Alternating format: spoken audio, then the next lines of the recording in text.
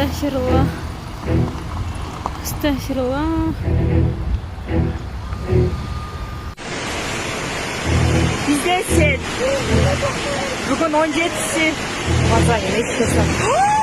Mama! Мамочка! Құдай сақтай, ёшки! Туалет кетті ғой! 17 июнь, бүгін бізде саат 5-тен 39 өтті сет. Eski Қошқаратада. Накей.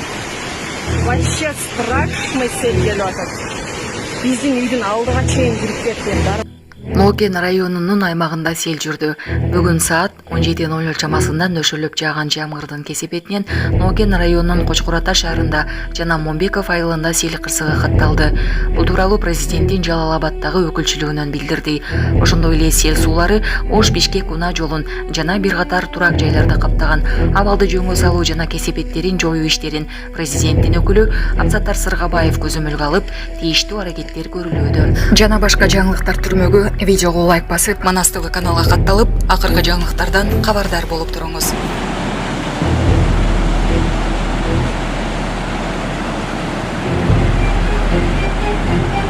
Урматтуу Москва шаарындагы мекендештер, Умбем клиникасы төмөнкү кызматтарды сунуштайбыз. Педиатр, гинекология, стоматология, неврология, хирургия, кардиология, лор, УЗИ жана башка. Андан тышкары массаж жана бардык лабораториялык анализдер. Толук маалымат +7 925 103 22 77. Биздин дарек Москва шаары, метро Нахимовский проспект, Севашская 7, корпус 2. Сиздин ден соолугуңуз биздин камкордук.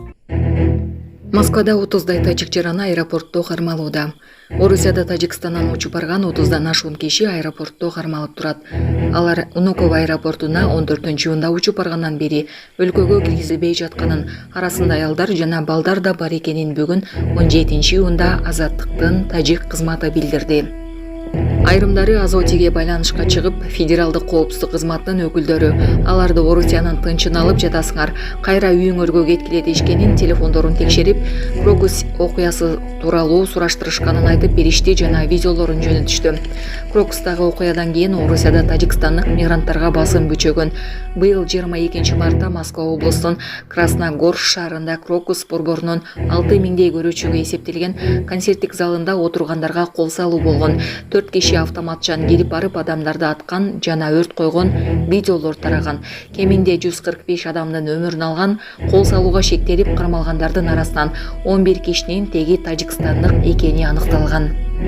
Орусияда тажикстандык эмгек мигранттары боюнча абал оор деп мүнөздөлүп жатканы 30 апрелде Тажикстандын тышкы иштер министри Сирожиддин Мухриддиндин Орусиянын башкы дипломаты Сергей Лавров менен сүйлөшүүсүндө айткан. Азоди белгилегендей, жыл сайын миңдеген тажикстандык мигрант Орусиядан түртүү шылтоо менен чыгарылып, дагы жүздөгөн мигрант кармалып, куугунтукка алынууда. Эксперттердин бабында Орусия бийлиги эмгек мигранттарынын маселесин дүйшөмбүгө кысым көрсөтүү ыкмасы катары колдонуп келет. Булак Азаттык. Көргөндүн жүрөгү түшөт. Индияда поездер кагылышып 15 киши көз жумду. Бүгүн 17-июнда Индиянын батыш Бангалиясында 2 поезд кагышып, каза болгондордун саны 15 кишиге жетсе, жабыркагандар 60 адамдан ашты. Бул тууралуу батыш басылмалары жазышууда.